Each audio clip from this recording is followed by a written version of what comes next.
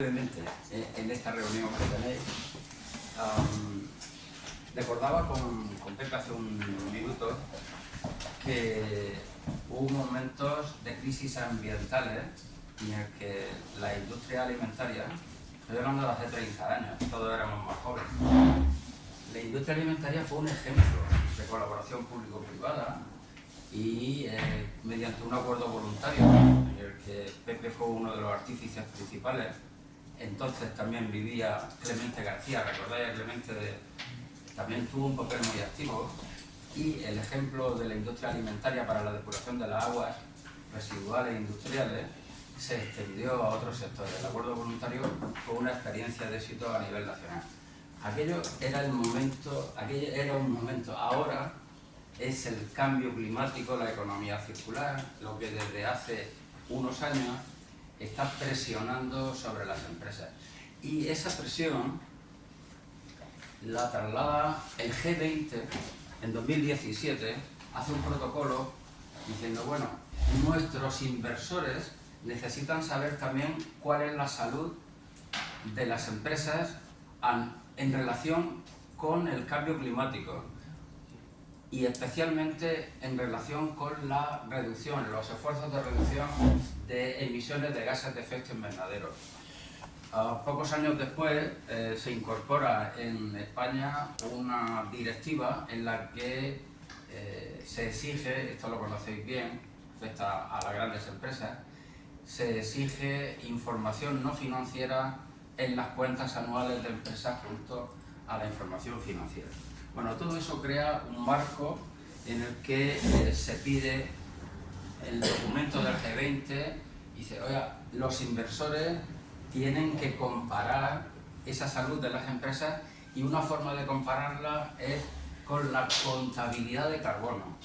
Igual que la contabilidad económica, pues hay una contabilidad de cómo contribuyen las empresas al cambio climático, que luego nos afecta pues, en todos los sectores de la vida. Y es muy sencilla. O sea, la huella de carbono necesita saber qué datos de emisión estáis generando.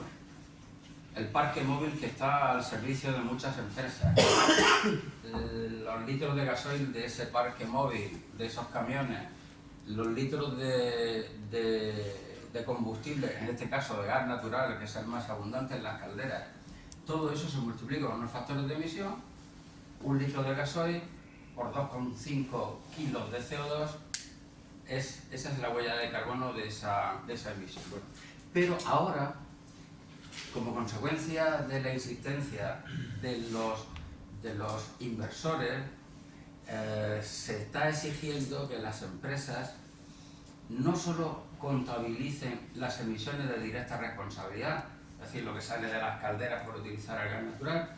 Algunos son un ejemplo porque utilizan biomasa. El caso de Moratalla también, ahí utilizando calderas de biomasa. Pero los que utilizan un combustible fósil, esa es una repercusión de directa responsabilidad. Perdón, una aclaración. ¿Qué significa inversores? Bueno, de las partes interesadas, yo creo que el consumidor merece todos vuestros respetos, sobre todo si es un consumidor de los países del norte y de centro de Europa, pero hay una parte interesada fundamental, que es el inversor, que es el fondo de inversión, que es el capital que en un momento determinado puede valorar la situación económica de vuestra empresa. Eso lo sabéis mejor que yo. Es una de las partes interesadas con las que estáis toreando toda la vida. Bueno, pues decía que ahora se les pide a las empresas que también hagan un esfuerzo en lo que hacen sus proveedores, en las emisiones indirectas. Muchísimas toneladas que consumís de envases las fabrican otros. Muchas veces vuestra logística la ponéis en manos de otras empresas. Esas emisiones las hacen otros, pero las hacen otros para que vosotros podáis desarrollar vuestra actividad. Ahora eso es también lo que se pide. ¿Qué esfuerzo se hace en esas emisiones, que se llaman de alcance 3? Solo es un ejemplo de las presiones. Y ya que me has preguntado, ¿qué crees que es esto? Un código de barra. Un código de barra, ¿verdad que se parece a un código de barra? Una lorenta también. Pues es la temperatura media del país, de nuestro país, desde 1850 hasta 2023. El rojo significa números rojos, están muy por encima de la serie temporal. Hacia eso vamos, hacia el rojo. Y eso tiene unas consecuencias, solo algunos ejemplos. Esas emisiones, vosotros tenéis una contribución muy escasa, sois un sector que no incidís sobre el cambio climático de forma considerable. Bueno, voy a poner un ejemplo. Una gran empresa vuestra está, y ya es mucho, en 6.000 toneladas de CO2 equivalente al año. Una cementera para fabricar el cemento son 400.000 o 500.000 toneladas al año. O sea, no es un sector que contribuye, pero sí es un sector que sufre, porque tenéis unas materias primas que dependen de la agricultura. Y la agricultura se está encontrando que en estos 40 años, el verano ha crecido 9 días por década. El verano que conocimos cuando éramos pequeños ya no es el verano de ahora. Y todo eso tiene unas repercusiones en todos los órdenes de la vida. Por ejemplo, el número de alérgicos. La primavera es eterna ahora y por tanto tenemos... Pero mirad, por ejemplo, un dato del albaricoque, la maduración del albaricoque en Cataluña. Cómo ha ido adelantándose la maduración. 35 días en 46 años. Tenéis, lo sabéis muy bien, cómo llegan las materias primas, que a veces están cambiando las fechas y eso os altera vuestra planificación. También la calidad con la que llegan. Precipitaciones torrenciales, ¿qué os voy a decir? Pues se han multiplicado por 5. Precipitaciones generalizadas en toda la cuenca se han multiplicado por 5. Son consecuencias, pero una que os puede interesar. Una que os puede interesar. El cambio climático no es solo un gesto voluntario, una petición voluntaria de responsabilidad. Está en el Diario Oficial de la Unión Europea, está en el Boletín Oficial del Estado. La legislación de planificación hidrológica exige que se tenga en cuenta en el plan hidrológico lo que el cambio climático se va a llevar. ¿Sabéis cuál es en el plan vigente lo que se lleva al cambio climático? Lo que ya no se puede contar porque se evapora en el cenaje, por ejemplo. Prácticamente más de 80 millones de metros cúbicos, más de 80 hectómetros cúbicos de los escasísimos recursos propios de la cuenca ya no se pueden contar. Esta es la situación y bueno, pues es por tanto una situación en la que se pide responsabilidad. La Unión Europea, puesto que hablábamos que el cambio climático está en el Diario Oficial de la Unión Europea también, se comprometió a que todos los Estados miembros tuvieran emisiones netas cero en 2050. ¿Por qué? Porque si no llegamos a 2050 con una contribución muy baja, el cambio climático se nos va a escapar de las manos, ya se nos está escapando. Se convierte en una fiera errática que va a afectar a todos. Entonces, 2050 es el año clave. Estamos por encima de lo que son los niveles de alerta.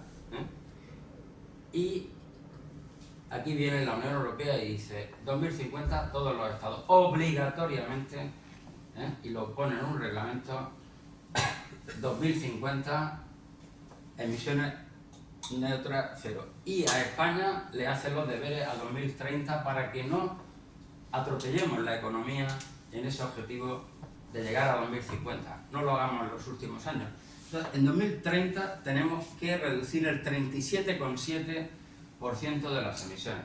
Pues todo eso al final se traslada a las instituciones, se traslada a las empresas y, bueno, en realidad yo he visto en estos últimos días que la industria alimentaria es un ejemplo de responsabilidad también en esto.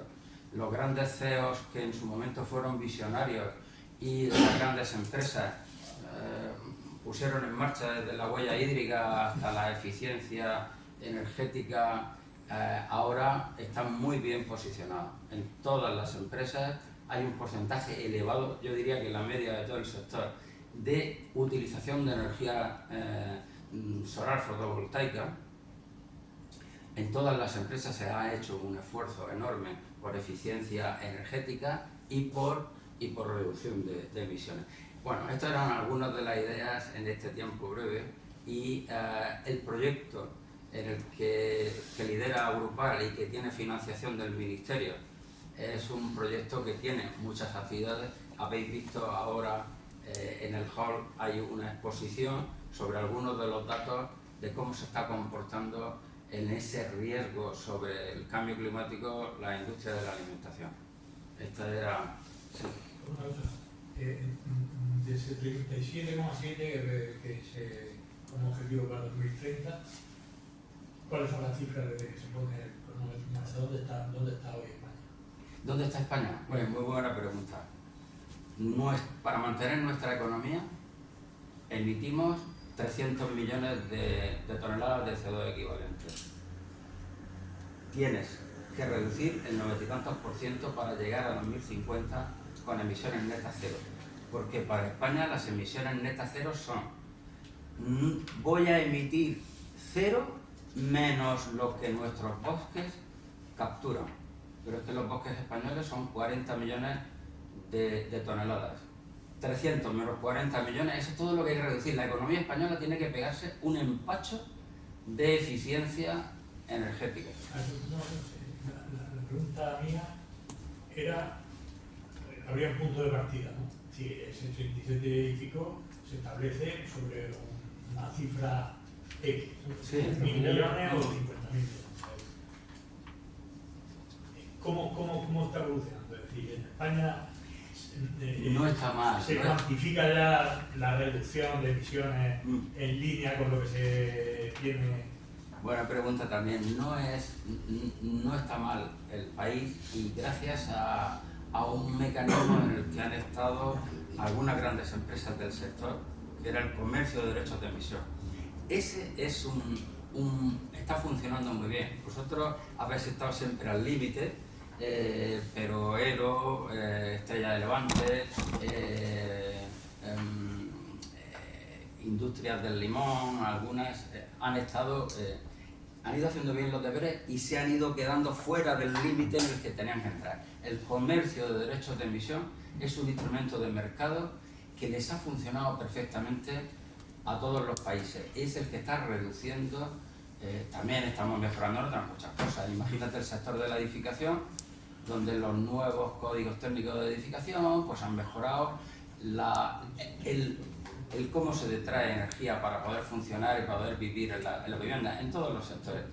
Pero esa es la herramienta básica que ha permitido que estemos muy bien. Le ha salido muy bien a la Unión Europea inventar, porque el comercio de derechos de emisión, cuando se inventó, se planteaban, creamos un impuesto al carbono y decidieron poner en marcha un instrumento de mercado. 20.000 millones de euros se ahorraban para cumplir con los compromisos internacionales de reducción de emisiones si creaban un instrumento de mercado y no optaban por el impuesto. Pues eso ha sido lo que... Pero vamos, no nos podemos quejar, estamos muy bien. Hombre, ahora, no sé si te preocupa, que en los últimos días hace un mes, se está generando mucho ruido. Y ese ruido pues viene como consecuencia, ya sabéis, que alguien incluso dice que la Tierra es plana y se sale de los compromisos internacionales del cambio climático. Pero es que esos compromisos internacionales son fundamentales porque no tienen fronteras. Y el efecto sobre las cosechas de Jumilla es consecuencia de unas emisiones chinas o de otro país. No hay fronteras, por tanto todos tienen que apostar. De todas formas, que no te preocupes, todo va a ir bien. Ya se nos ha escapado de las manos el cambio climático, pero para que no sea más grave, tenemos que ser optimistas. va a ir bien. Yo recuerdo... Entonces, si son cifras realistas... Sí, pero en general, a nivel... O eso hemos puesto Sí, a nivel global también, porque que alguien, no sé, la administración americana de pronto se salga, ya lo hizo en otra ocasión. ¿Sabes qué pasa? Que cientos y cientos de las grandes ciudades americanas siguieron apostando por la reducción.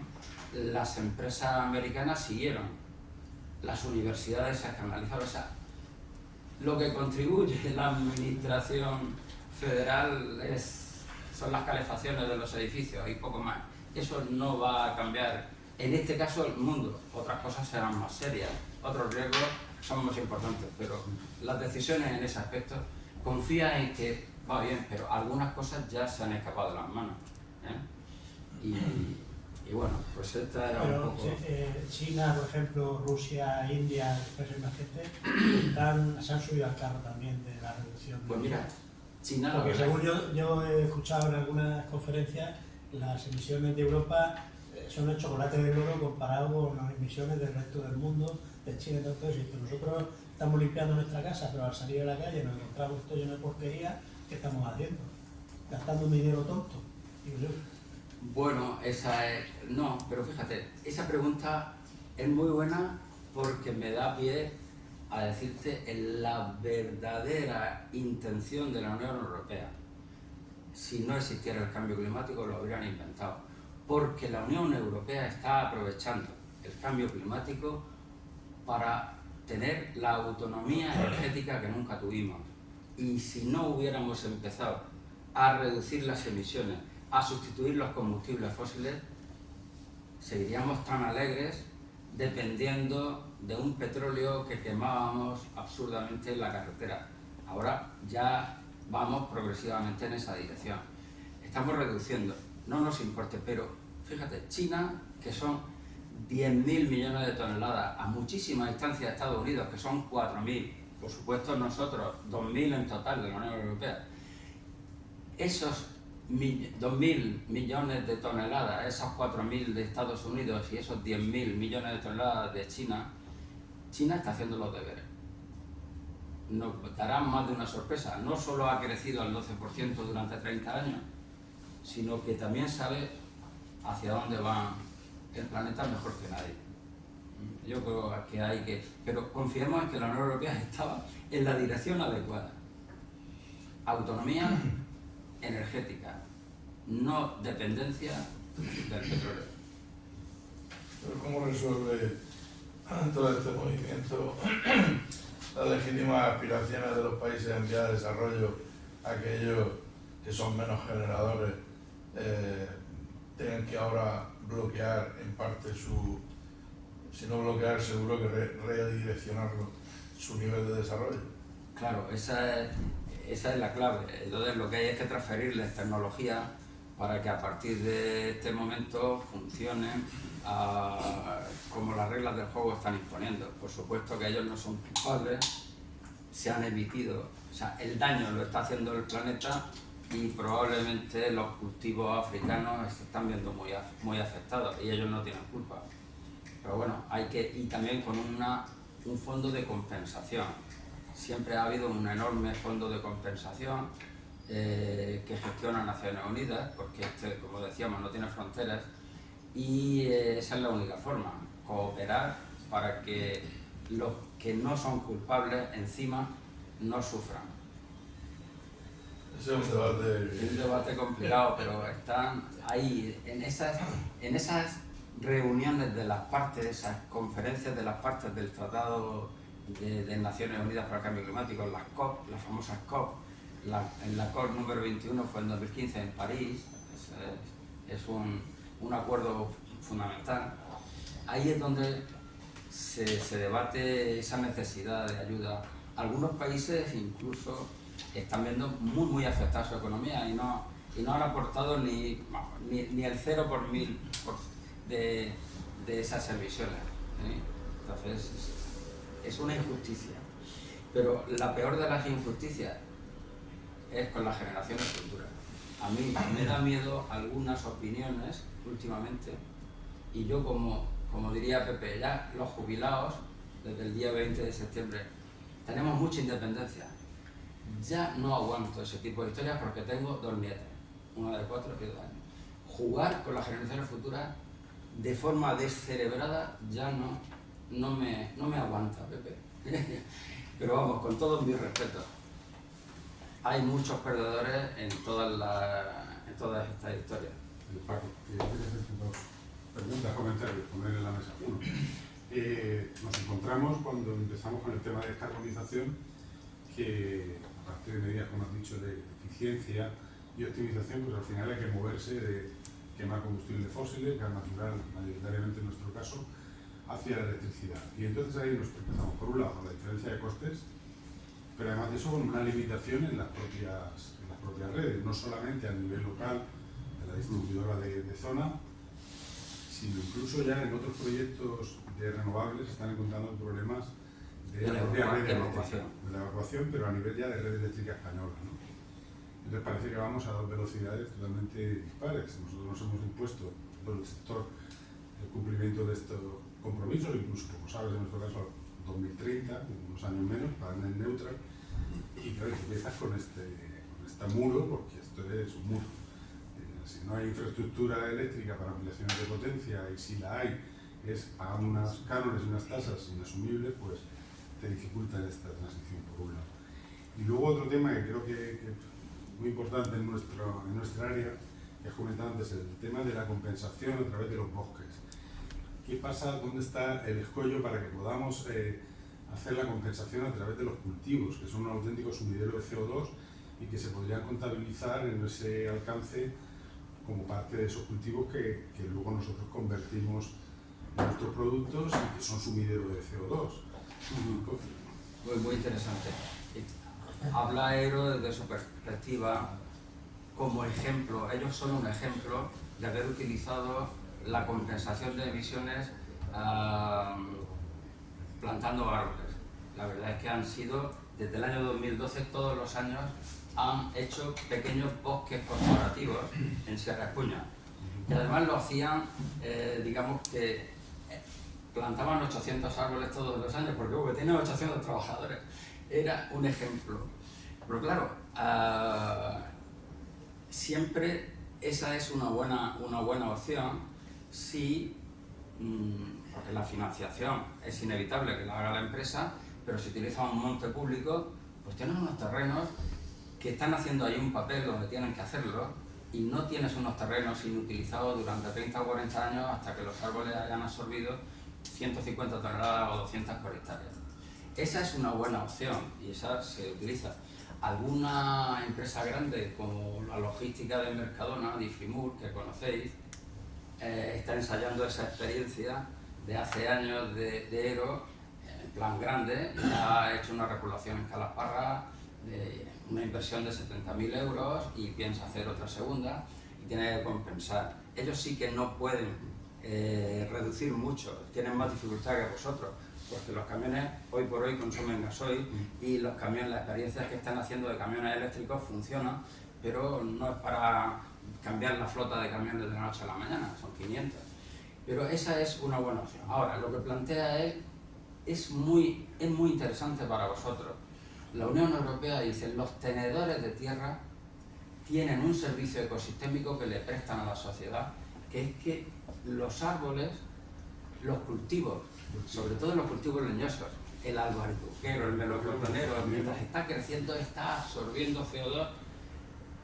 La madera es CO2. Entonces, esa opción, la Unión Europea ha puesto en marcha el borrador de reglamento en el que dice cómo va un propietario de tierras a medir su capacidad por si quiere venderla, por si quiere vender esas unidades, ese servicio ecosistémico. Tiene que ser de esta forma, está en el boletín en el diario oficial de la Unión Europea, pero no se ha aprobado definitivamente todavía, pero los tiros van por ahí. No creamos que la refinería de Escombrera os va a comprar. Esa es una frontera que todavía se va a mantener, pero muchos mercadonas querrán neutralizar sus emisiones y sí que comprarán lo que producen las fincas de melocotoneros en Moratalla, por poner un ejemplo. que no es el objetivo principal, su objetivo es producir melocotones y restándole, porque es que esos cultivos leñosos se emite muy poco para mantenerlos. Tenemos un clima muy benigno, el poco gasoil de los tractores preparando los cultivos, la poda y tal. Esas emisiones son insignificantes con respecto a la captura de CO2 enorme que realizan los árboles para producir esas enormes cosechas y el crecimiento. Eso es lo que al final da un balance neto positivo y lo que se puede vender. Paco, como decía Manolo, el debate de este tema puede llevar Claro. toda la mañana. Yo pido contención. Ahora mismo. Pero muy agradecido por las preguntas tan interesantes que me habéis Y las que se quedan, que se igualmente. a vuestra disposición siempre. Muchas gracias, Pepe. Gracias a todos. Gracias.